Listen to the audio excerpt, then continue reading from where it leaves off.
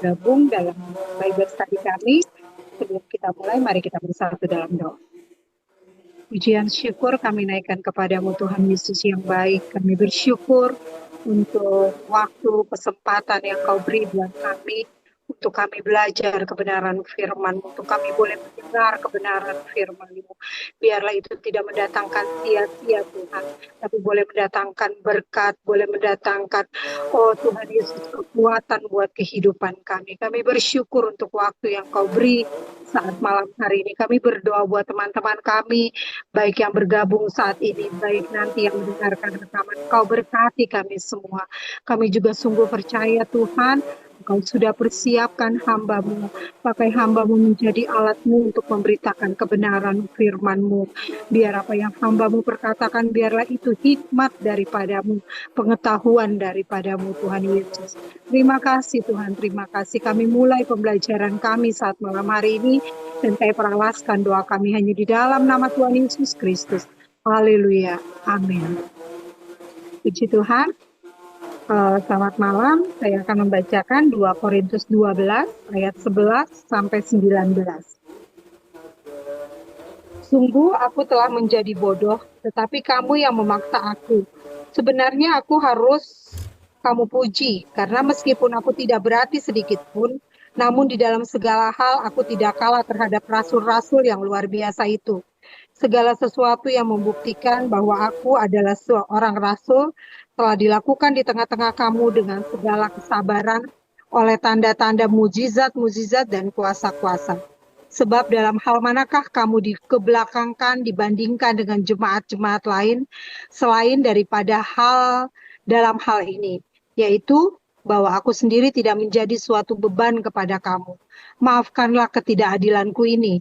Sesungguhnya sekarang sudah untuk ketiga kalinya aku siap untuk mengunjungi kamu, dan aku tidak akan merupakan suatu beban bagi kamu. Sebab bukan hartamu yang kucari, melainkan kamu sendiri. Karena bukan anak-anak yang harus mengumpulkan harta untuk orang tuanya, melainkan orang tualah untuk anak-anaknya. Karena itu, aku suka mengorbankan milikku, bahkan mengorbankan diriku untuk kamu. Jadi, jika aku sangat mengasihi kamu, masakan aku semakin kurang dikasihi? Baiklah, aku sendiri tidak merupakan suatu beban bagi kamu. Tetapi, kamu katakan dalam kelicikanku, aku telah menjerat kamu dengan tipu daya. Jadi, pernahkah aku mengambil untung daripada kamu oleh seorang dari antara mereka yang kuutus kepada kamu? Memang, aku telah meminta Titus untuk pergi dan bersama-sama dengan dia, aku mengutus saudara-saudara yang lain itu. Adakah Titus mengambil untung daripada kamu? Tidakkah kami berdua hidup menurut roh yang sama, dan tidakkah kami berlaku menurut cara yang sama?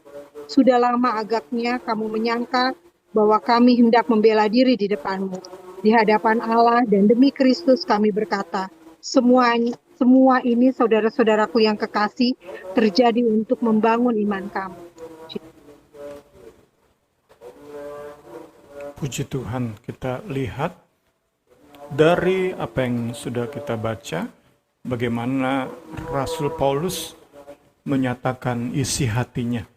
Sebuah pesan yang sangat personal yang kita mau lihat di malam hari ini.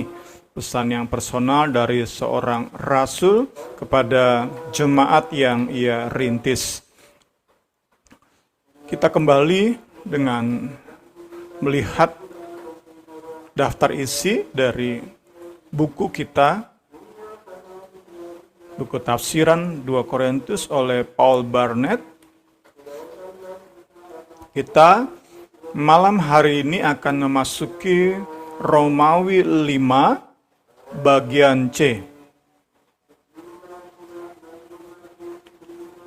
Kita akan memasuki akhir dari bedah buku 2 Korintus.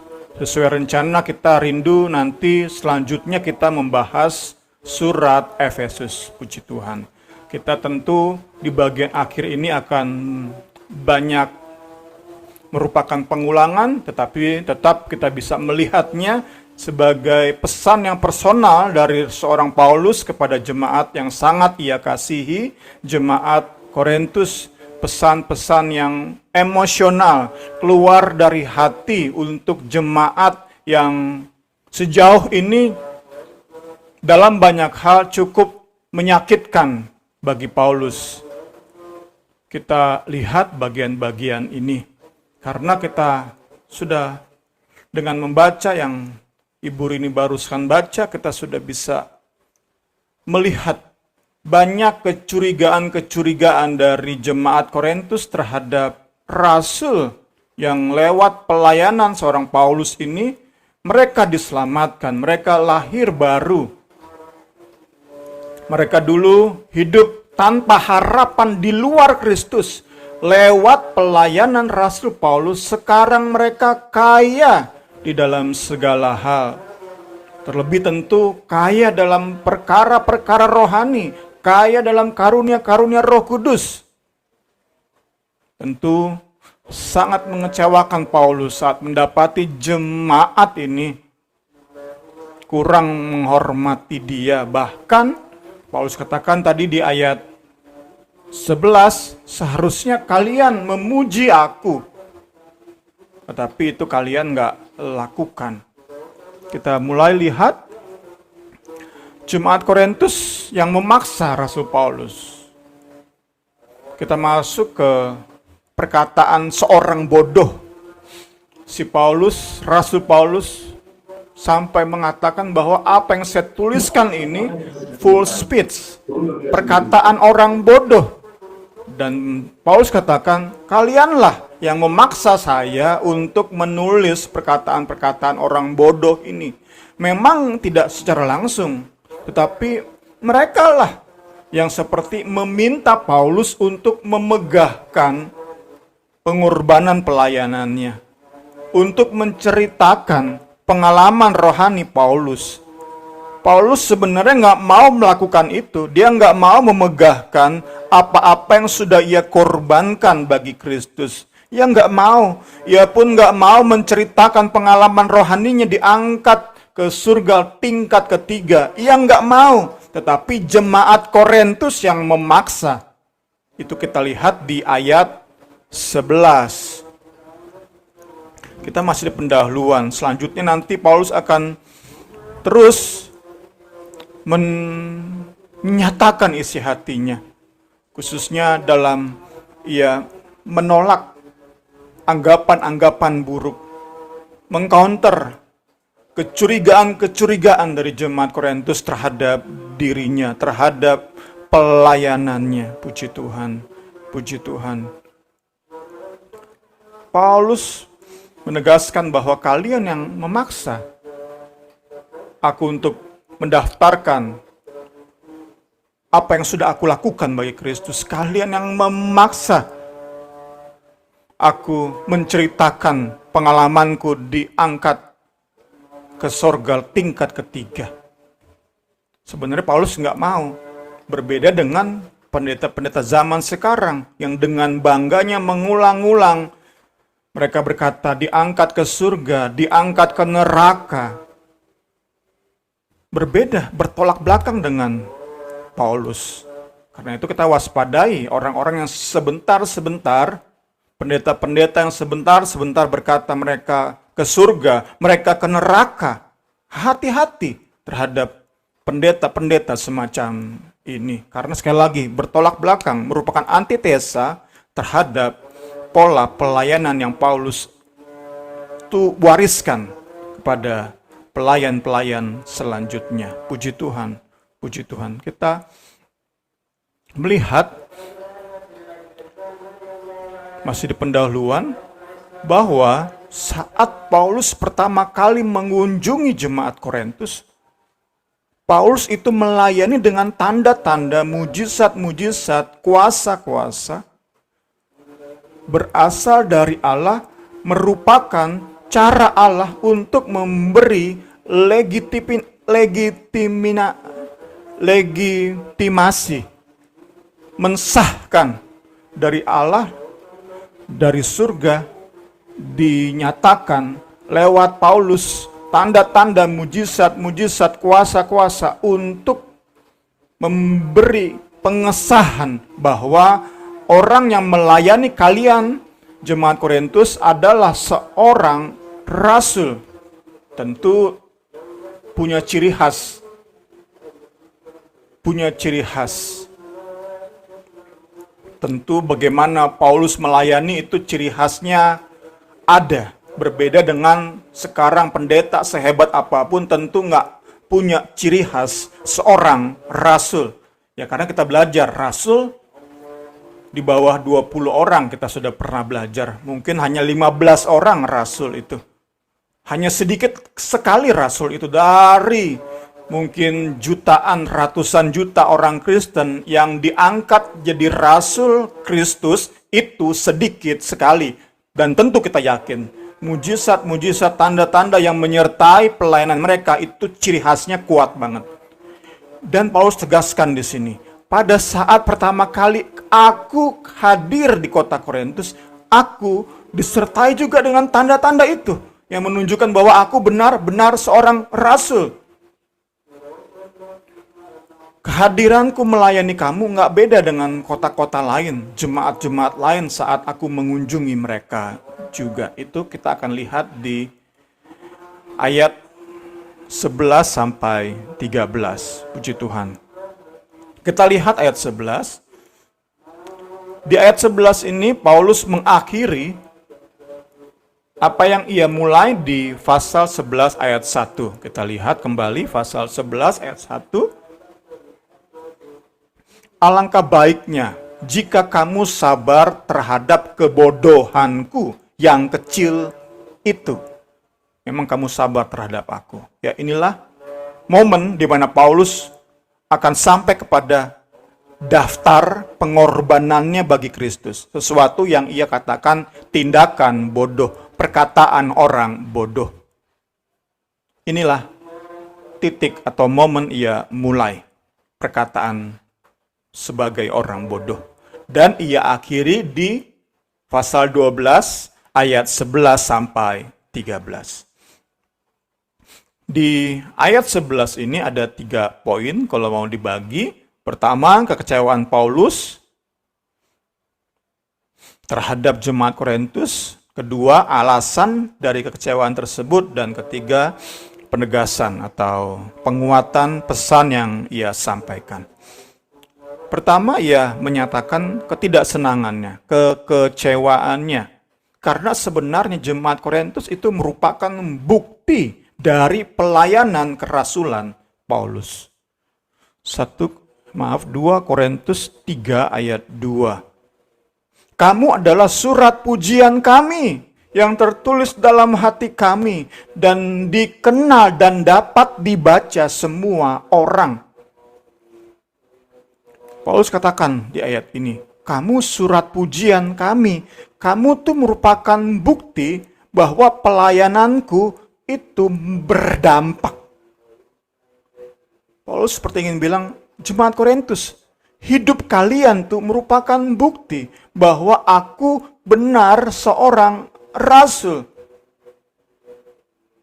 Jadi kita bisa katakan saat rasul palsu datang, mereka yang gembar-gembor punya pengalaman rohani, mereka yang gembar-gembor jago dalam berkata-kata, dalam retorika, Paulus inginnya saat jemaat ini menghadapi rasul palsu, Paulus ingin jemaat bisa bilang, kalian boleh ngomong apa aja rasul palsu, tetapi hidup kami ini, adanya kami sekarang ini karena pelayanan Paulus. Dulu kami tanpa harapan di luar Kristus. Sekarang kami menerima segala kekayaan rohani. Ini karena Paulus.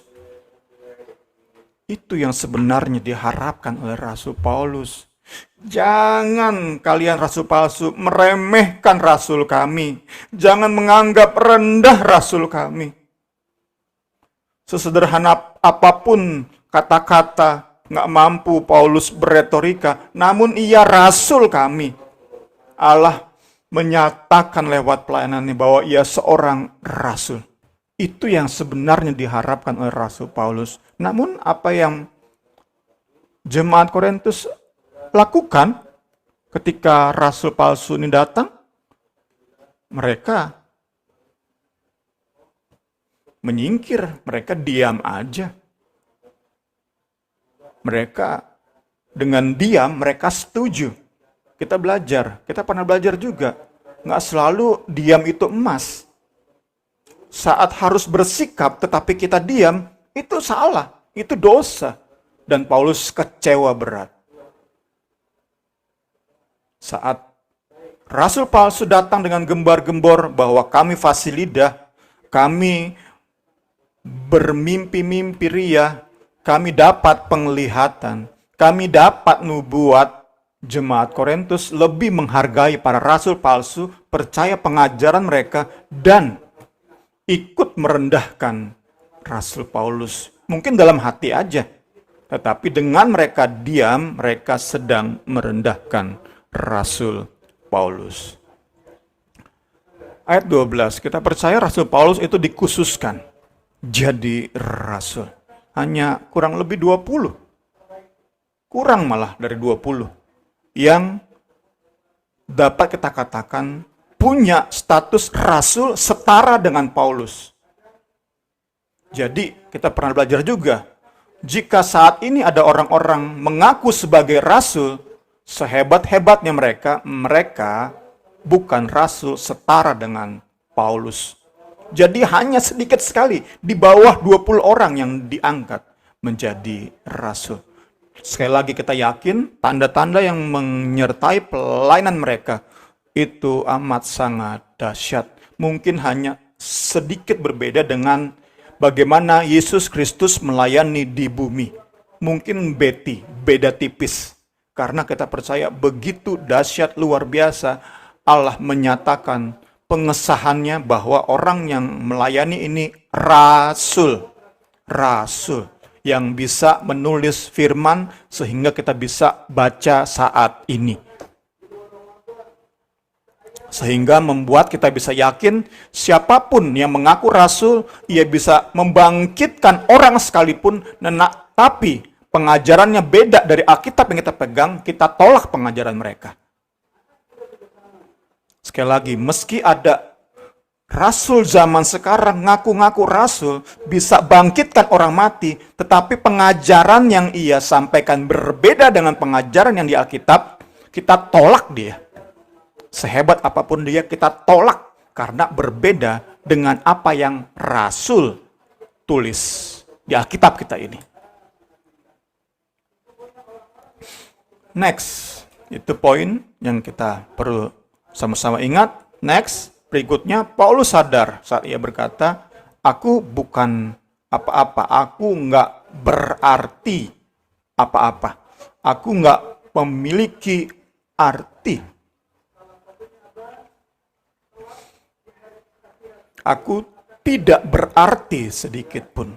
Karena dalam hal ini Paulus sadar, semua berasal dari Tuhan. Ia manusia biasa, bahkan ia penganiaya jemaat. Saat ia bisa dipakai dengan mujizat yang luar biasa, dia disahkan sebagai seorang rasul, ia sadar banget bukan karena dia, semata-mata berasal dari Tuhan. Karena itu ia katakan ia nothing, ia nggak berarti apa-apa. Nah, di sisi nothingnya ini, Paulus tegaskan bahwa ia bukanlah agen aktif. Ia tugasnya hanya layani, beritakan Injil. Allah yang bekerja aktif. Paulus hanya dalam posisi pasif, mengerjakan bagiannya, tetapi selanjutnya Allah yang bekerja. Juga di sisi nothingnya, Paulus bahwa ia nggak berarti sedikit pun, Paulus hanyalah alat atau instrumen.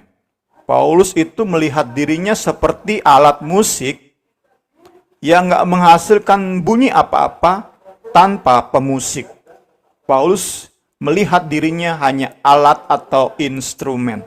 Tanpa Allah bekerja, maka dirinya nggak menghasilkan apa-apa. Jadi ia katakan tadi di ayat 11, aku tidak berarti sedikit pun. Selanjutnya, Ayat 11 dijelaskan di ayat 12. Mengenai tanda-tanda seorang rasul. Haleluya.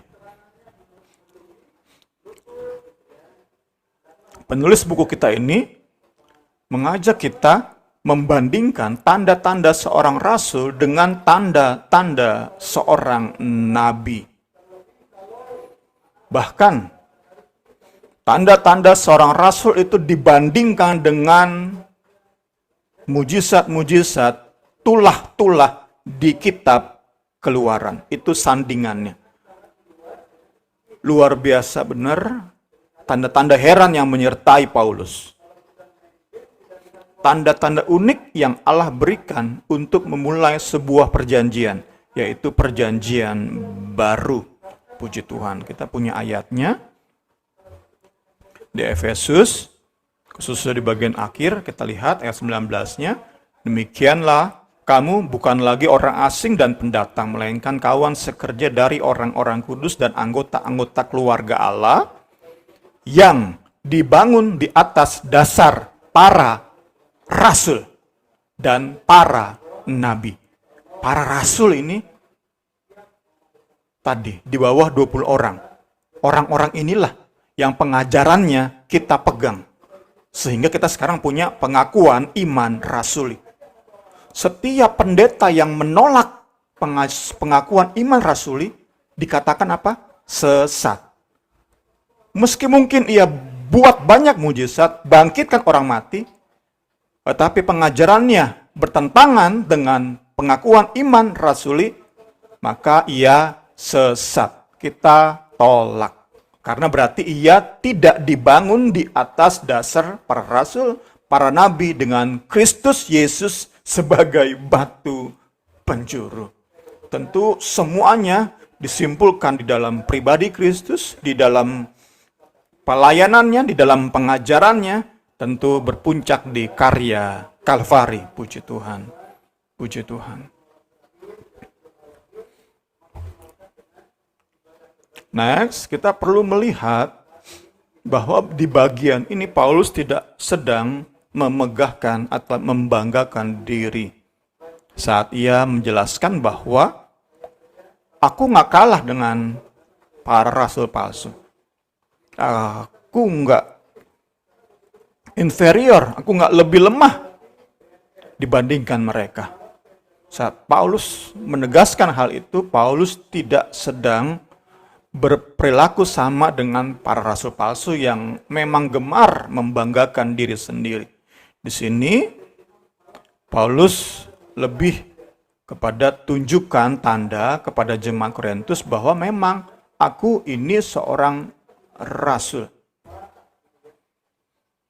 Bagaimana tanda-tanda seorang rasul, ciri khas seorang rasul itu ada di hidup Paulus. Mujizat-mujizat yang ia lakukan itu mujizat-mujizat rasuli, seorang rasul. Dan tadi ditegaskan terus dan terus, hanya di bawah 20 orang yang punya hal itu. Tapi itu kita nggak perlu minta-minta tanda rasul, nggak perlu kita minta-minta. Tugas kita adalah beritakan Injil. Ajari pengakuan iman rasuli yang berpusat pada Kristus sebagai batu penjuru. Itu yang kita lakukan. Itu yang kita lakukan. Nggak usah ngimpi-ngimpi kita punya tanda-tanda rasul. Karena kita memang nggak mungkin jadi rasul. Udah selesai. Zaman rasuli udah selesai. Kita tinggal mengikuti, membangun di atas dasar pengajaran mereka. Kita tinggal membangun di atas dasar pengajaran para rasul, para nabi, dengan Kristus Yesus sebagai batu penjuru. Puji Tuhan. Kita masuk ke bagian berikutnya. Saat Paulus katakan, pelayananku disertai dengan tanda pengesahan seorang rasul, itu baru setengahnya. Karena tanda lain seorang rasul adalah endurance atau ketangguhan dalam menghadapi penderitaan yang ekstrim. Tentu menjadi lucu saat seorang rasul disiksa, kemudian menyangkal Kristus. Itu nggak mungkin terjadi. Nggak mungkin. Jadi, selain disertai dengan tanda-tanda heran yang sangat-sangat heran, setara dengan kitab Keluaran dan para nabi, tanda lainnya adalah disiksa sehebat apapun mereka, kuat, mereka tangguh. Itulah rasul. Dan Kristus menyatakan itu dalam hidup Paulus.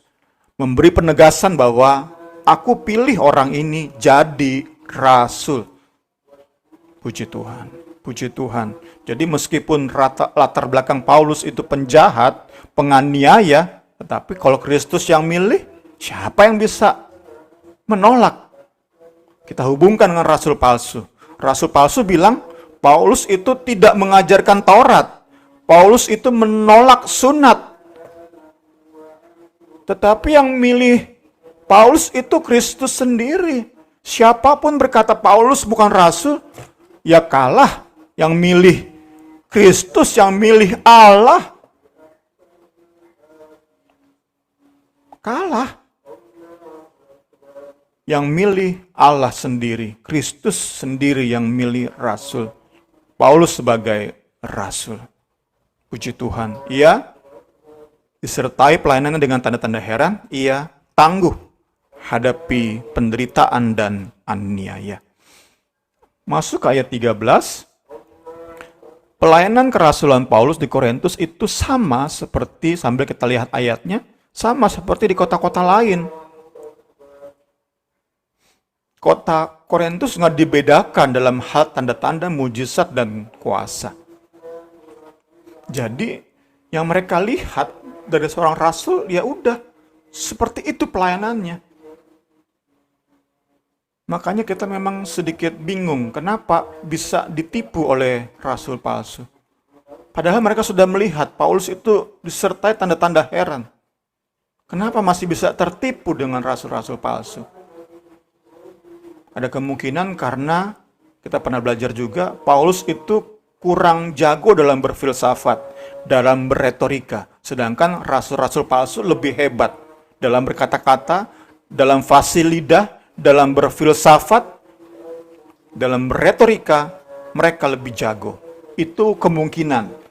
Walaupun kita masih nebak-nebak, tapi menjawab keheranan kita kenapa mereka bisa terpengaruh rasul palsu, yaitu kemungkinan besar itu. Karena Paulus dalam berkomunikasi standar. Bukan berarti seperti saya banyak salah kata, kadang-kadang gagap saya ini, bukan. Paulus nggak seperti itu. Paulus jago berkomunikasi, tetapi nggak sejago para filsuf saat itu, tidak sejago dengan ahli-ahli pidato saat itu. Paulus kalah, di bawah Paulus. Nah, kemungkinan besar para rasul palsu itu hebat dalam berkata-kata, hebat dalam berpidato, dalam berkhotbah. Rasul palsu itu hebat banget. Itu yang membuat mereka terpesona, jemaat Korintus terpesona, dan mulai menganggap remeh Rasul Paulus. Karena tadi soal tanda-tanda mujizat, jemaat Korintus juga lihat betapa hebat mujizat yang menyertai Rasul Paulus. Mereka nggak dibedakan dari jemaat-jemaat lain seperti jemaat Filipi, jemaat di Tesalonika, di Berea, semua sama. Lihat Paulus dengan mujizat kerasulannya, mujizat apostoliknya. Mereka, jemaat Korintus, hanya dibedakan dalam hal Paulus nggak mau terima dukungan finansial dari jemaat Korintus. Kita pun sudah bahas ini. Sekali lagi, apa yang kita bahas malam hari ini lebih merupakan pengulangan demi pengulangan. Ada kemungkinan jemaat Korintus, bahkan kemungkinan besar, tinggi probabilitasnya, jemaat Korintus saat menerima penolakan Paulus, saat mereka memberikan PK, persembahan kasih, dana kepada Paulus, dan Paulus tolak, jemaat Korintus merasa direndahkan. Mengapa? karena sudah merupakan budaya saat itu. Para filsuf ngajar, orang-orang yang diajar para filsuf ini kasih uang ke para filsuf. Dan banyakkan para murid filsuf ini orang-orang kaya raya. Kita bisa katakan saat ini konglomerat, miliarder, orang-orang kaya. Jadi kita bisa bayangkan para filsuf pun kaya-kaya banget. Itu yang menjadi budaya di Korintus, di Yunani saat itu. Itu budayanya. Yang mengajar didukung secara finansial oleh yang diajar. Karena itu, sebagai yang terima pengajaran, jemaat Korintus merasa sudah sewajibnya mereka memberi kepada si pengajar, Rasul Paulus. Tetapi Paulus tolak. Nah, itu yang nggak enak bagi jemaat Korintus. Karena itu jemaat sempat muncul di pikiran mereka, Paulus kurang mengasihi mereka. Paulus menganaktirikan jemaat Korintus saat ia nggak mau terima PK dari mereka. Puji Tuhan. Kita lanjut ke bagian C. Ini akan lebih cepat lagi. Bagian C dari 5 Romawi diberi judul persiapan terakhir sebelum kunjungan ketiga Rasul Paulus ke jemaat Korintus. Pendahuluan dari 2 Korintus pasal 12 ayat 14 sampai 19. Paulus tidak mau menjadi beban bagi jemaat Korintus. Itu yang judul diberikan di buku ini. Dan masih terkait dengan ayat 13 yang barusan kita lihat, di ayat 14 sampai 19, Paulus jelaskan mengapa ia menolak persembahan kasih. Karena Paulus melihat hubungan mereka adalah bukan seperti guru dan murid semata. Bukan seperti filsuf dan muridnya. Kalau ke zaman kita, bukan seperti konsultan dan kliennya yang terima nasihat. Bukan. Paulus lihat hubungan ia dengan jemaat Korintus adalah seperti ayah dengan anak. Karena itulah, seperti seorang ayah memenuhi kebutuhan anak, demikianlah Paulus melihat ia seorang ayah memenuhi kebutuhan anaknya. Anak nggak perlu bayar ke ayah. Anak nggak perlu membiayai hidup ayahnya. Itu yang Paulus lihat. Dan Paulus tegaskan di bagian ini, jelaskan di bagian ini, supaya jemaat Korintus nggak salah paham. Supaya jemaat Korintus mengusir kecurigaan mereka, prasangka buruk mereka. Kemudian nanti di bagian terakhir sudah kita baca tadi di ayat 14-19, Paulus akan mengcounter kesalahan berpikir jemaat Korintus. Pertama, kecurigaan terhadap kunjungan Titus sebagai utusan Paulus. Jemaat sekali lagi dipengaruhi oleh rasul palsu. Jemaat ini ada aja curiganya. Saat Paulus utus Titus, jemaat curiga. Oh, ini cara Paulus terima PK seperti ini nih. Dia memang nolak kalau secara langsung. Tetapi lewat Titus, ini dia. Paulus terima PK lewat Titus nih. Ada aja curiganya jemaat Korintus. Kedua, Paulus pun mengcounter di ayat 14-19 ini, counter kesesatan berpikir jemaat terhadap surat yang isinya Paulus membela diri. Karena kita lihat di 2 Korintus ini banyak isu Paulus counter untuk membela dirinya. Itu pendahuluan. Sekarang kita masuk ke ayat 14. Paulus tak mau datang kembali ke kota Korintus dan disambut kembali dengan kecurigaan masalah finansial. Yang nggak mau. Karena kita sudah belajar juga. Paulus akan datang ke Korintus di kunjungan ketiga ini, ngumpulin persembahan kasih untuk jemaat Yerusalem. Jadi memang ini tentang uang lagi nih. Paulus datang ngumpulin uang, bawa uang untuk jemaat Yerusalem. Paulus perlu tegaskan, aku datang memang ngambil uang, tetapi bukan untuk gue, bukan untuk saya. Ia memang akan menarik persembahan kasih, tetapi bukan untuk dirinya. Aku sekali lagi tegaskan, nggak mau menjadi beban bagi kamu. Sebab bukan hartamu yang kucari, melainkan kamu sendiri. Tentu ini merupakan juga sindiran bagi rasul palsu. Rasul palsu itu ngejar uangnya jemaat Korintus. Itu yang Paulus jelaskan di 2 Korintus ini. Paulus nggak mencari uang jemaat. Paulus mencari hidup mereka. Ia nggak seperti rasul palsu. Ayat 15. Saat Paulus katakan, aku sebagai ayah bagi anak-anak, sehingga aku nggak mau bebani kamu. Itu Paulus lakukan dengan segala senang hati. Ia siap memberi dirinya, ia siap menghabiskan dirinya, habiskan dirinya untuk jemaat Korintus, dan ia lakukan itu dengan senang hati. Tetapi tadi kita sudah lihat, jemaat Korintus terus curiga. Saat Paulus nggak mau terima PK, mereka curiga, oh Paulus merendahkan kami.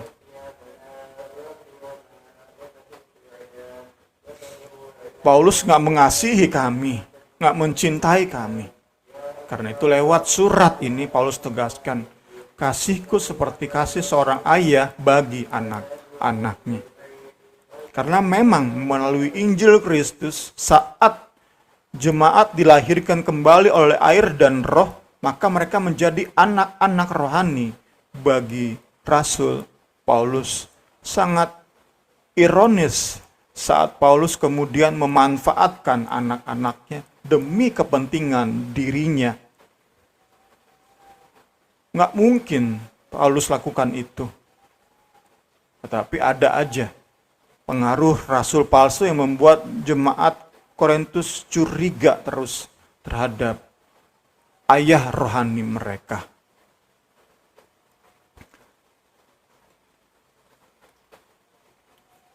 Kita sudah lihat ini juga, Paulus menyatakan bahwa aku telah mempertunangkan kamu kepada satu laki-laki. Ini Paulus sebagai ayah mempertunangkan jemaat Korintus kepada Kristus. Jadi di bagian ini pun Paulus sudah bilang, aku ini bertindak sebagai ayah. Aku nggak mau menjadi beban bagi anak-anakku secara finansial.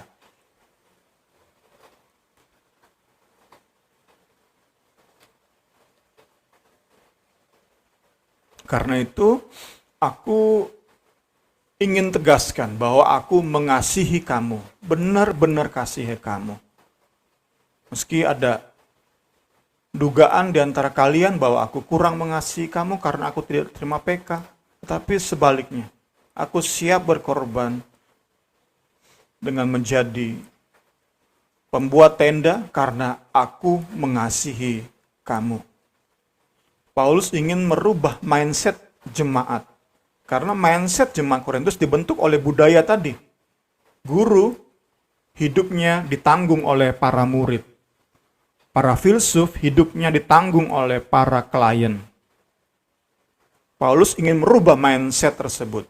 Hubungan kita, aku dan jemaat Korintus, hubungan kita bukan seperti dunia. Bukan seperti budaya kota Korintus. Aku sebagai ayah, kamu sebagai anak. Itulah hubungan kita.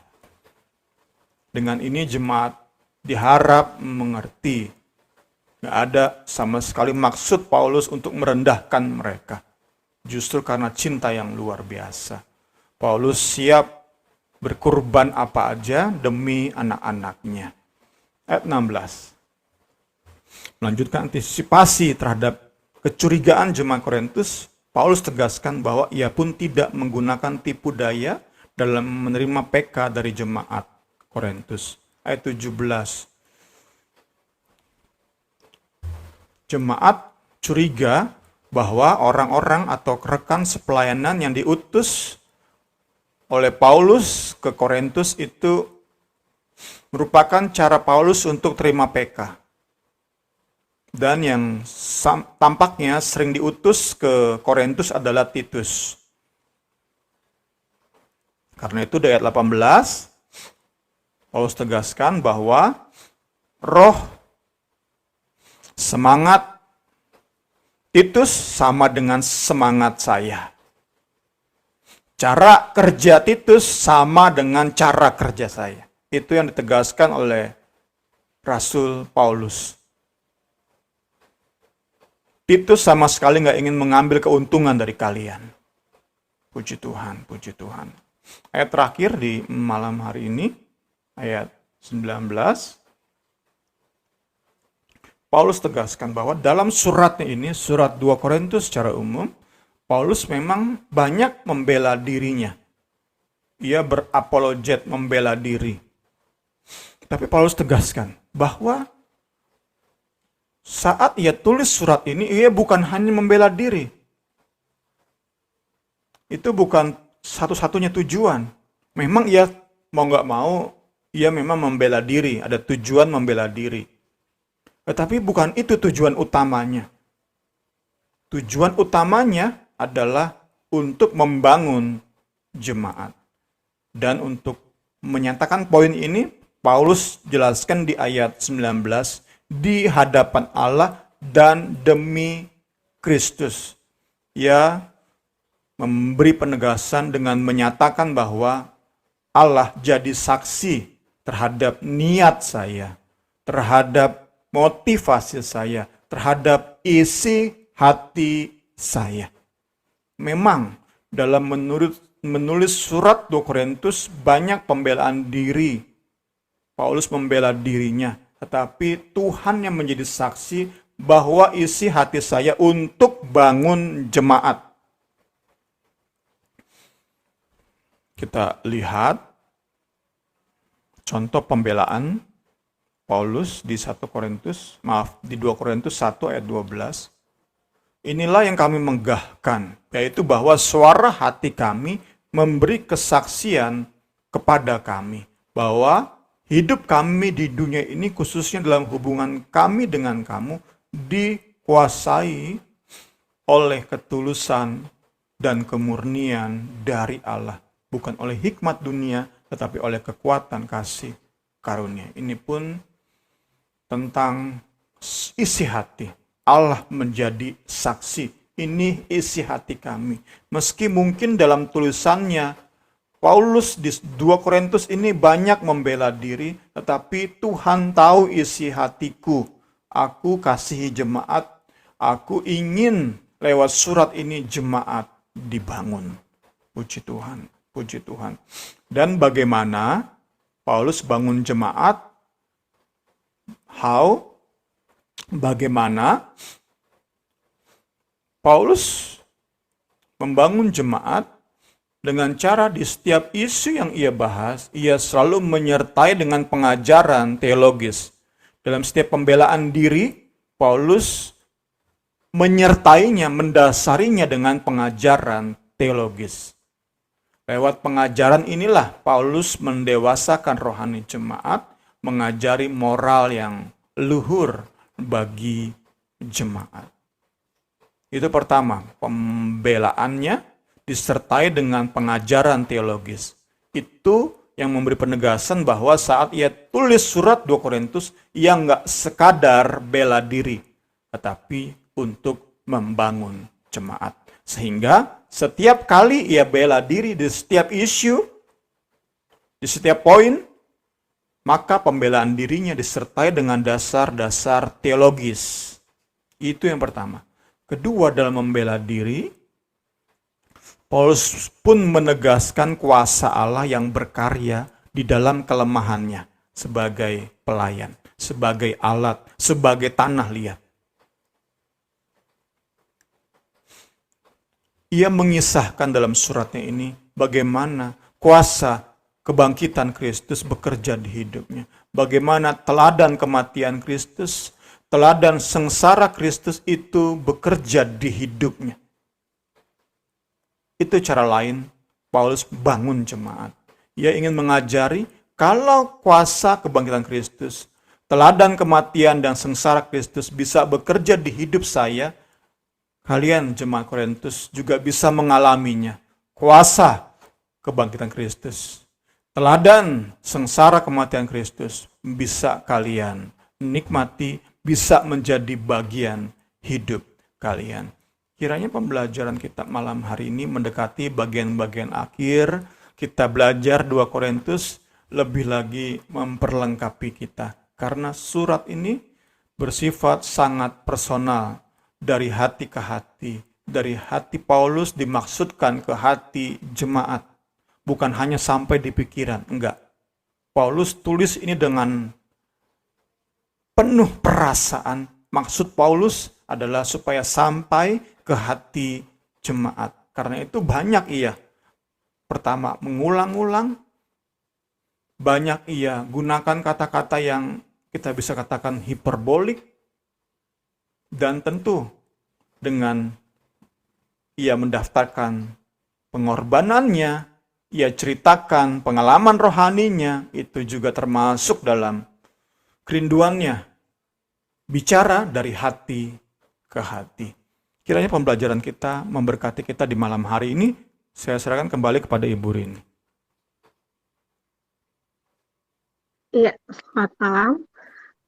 Terima kasih Niar, Pak Guru sudah bergabung saat malam hari ini.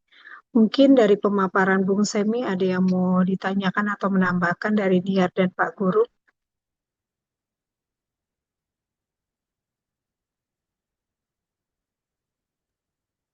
Ya, Pak Guru. Ya, kalau dari saya ada 3 poin yang jadi penekanan, yaitu status rasul yang Pak Agem ulang tegaskan. Kita sudah tahu bahwa berdasarkan pengajaran apostolik, formasi rasul yang diakui itu 12 kurang 1 tambah 1 tambah 1. Ya, 12 rasul semasa Kristus dikurangi 1 Yudas yang mati, gantung diri, jatuh perutnya pecah, mati gitu ya. Di Hakaldama ya. Kemudian diangkat lagi 1 yaitu Matias lewat pembuangan undi dari hadapan rasul-rasul. Lalu yang terkhusus, yang spesial adalah Rasul Paulus pada saat menerima zaman Tuhan di Damaskus atau di Damsik. Jadi di luar itu siapapun dia itu tidak berhak menyatakan diri sebagai rasul. Ini juga yang pernah saya kritisi Pak Agem, Bu Rini, dan Kak Junior. Pernah saya bertanya kepada teman-teman Katolik. Kalian, gereja Katolik mengangkat orang menjadi santo atau santa atau orang suci. Itu tolok ukurnya apa? Parameternya apa? Apa syarat seorang itu dikatakan sebagai orang suci atau santo? Mereka mengatakan adalah satu, yang paling penting adalah mereka itu harus melakukan mujizat, tanda-tanda heran, dan sepertinya seperti itu ya. Nah, terus saya tanya balik, bagaimana dengan Agustinus? Bagaimana dengan Nikolaus Kopernikus? Mereka tidak melakukan tanda-tanda mujizat. Malah yang paling ngeri lagi adalah Kopernikus. Nikolaus Kopernikus malah digantung ya, dipenggal gara-gara bertentangan dengan gereja akan pengajaran heliosentris dan geosentris. Nah, jadi kalau saya sih menekankan begini, sekali lagi kita penekanannya ketika banyak di kalangan-kalangan Kristen yang modern sekarang, yang bahkan yang posmo ya, itu mengaku-ngaku sebagai nabi ya, mengaku-ngaku sebagai rasul, itu dilihat dari fungsinya, berdasarkan fungsinya. Kita semuanya adalah rasul secara fungsi, menjalankan tugas kerasulan dan tugas kenabian, yaitu pemberitaan Injil seperti Pak Gem katakan tadi. Jadi bukan berarti kita benar mendapat jabatan rasul, tidak. Tapi secara tugas fungsi kita sebagai orang Kristen yang menjalankan tugas kerasulan dan kenabian itu. Menyatakan kebenaran, pemberitaan Injil, memberitakan damai sejahtera, memberitakan kasih, menjadi berkat, menjadi kasih itu sendiri dan sebagainya. Itu yang pertama yang perlu kita tegaskan. Terus yang kedua, tadi sempat disinggung bahwa Rasul Paulus sebenarnya tidak pasti lidah segala macam. Bukan berarti Paulus tidak punya kemampuan apa-apa. Cuma memang di dalam konteks budaya Korintus itu kan mereka dipengaruhi budaya gnostik ya, budaya gnostik. Jadi artinya ketika ada rasul-rasul palsu yang atau false teachers yang menambah-nambahkan ini dan itu, dalam artian sekali lagi Paulus mau menegaskan bahwa apapun yang dia lakukan, kurang lebihnya yang dia lakukan itu semata-mata untuk kemuliaan Kristus. Mungkin dia tidak menjadi orator yang hebat, tidak meledak-ledak kalau khotbah, tidak langsung di depan orang melakukan mujizat dan sebagainya. Tetapi bagaimana kita belajar satu hal bahwa pengajaran, pondasi pengajaran yang kuat yang Rasul Paulus letakkan, yang kemudian mempengaruhi bapak-bapak gereja, tokoh-tokoh reformasi sampai sekarang, itu luar biasa dan apa namanya, itu menjadi legasi kuat bagi Rasul Paulus yang sampai saat ini tidak akan tergoyahkan. Itu yang kedua. Nah, terus yang terakhir, ya bicara masalah finansial. Memang ini tadi disinggung kenapa jemaat Korintus agak bagaimana terhadap Rasul Paulus. Padahal Rasul Paulus sendiri akhirnya mengutus Titus, muridnya sendiri, ke Korintus untuk perjalanan yang ketiga kali. Namun ada satu pesan kuat kepada Titus, tidak boleh atau jangan memungut persembahan kasih atau PK dan sebagainya. Karena artinya Rasul Paulus tidak melakukan itu, dan itu harus dilakukan juga oleh muridnya, Titus. Memang kalau kita bicara lagi dengan zaman perjanjian lama, itu memang ada kewajiban jemaat untuk menghidupi hamba Tuhan. Memang ada, jelas itu. Di dalam perjanjian lama itu bahwa hamba Tuhan yang melayani full time atau melayani di bait suci itu harus diberi makan, harus diberi penghidupan oleh jemaat.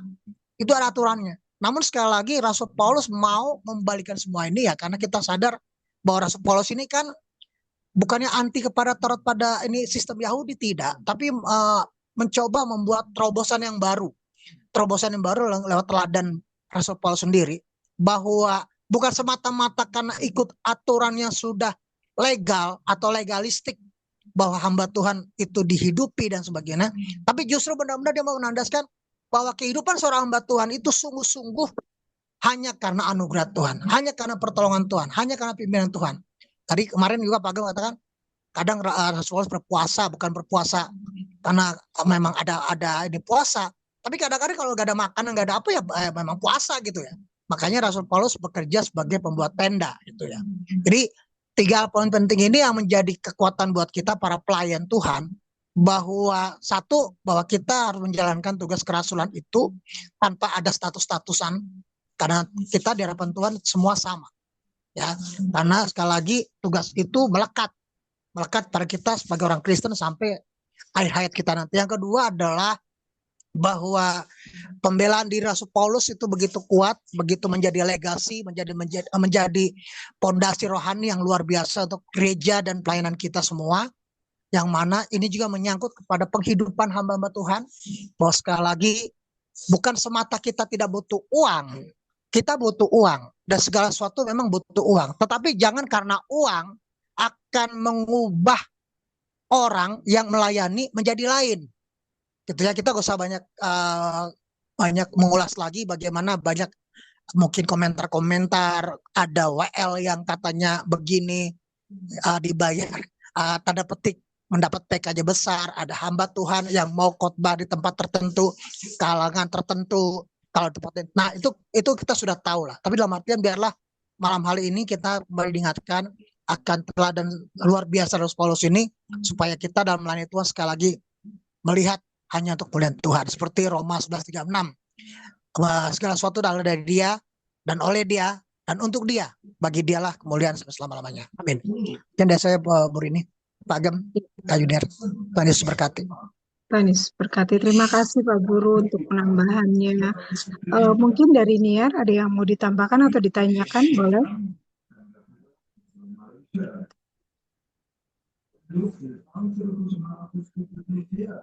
Iya, kalau sepertinya tidak ada, kita akan tutup pembelajaran kita malam ini.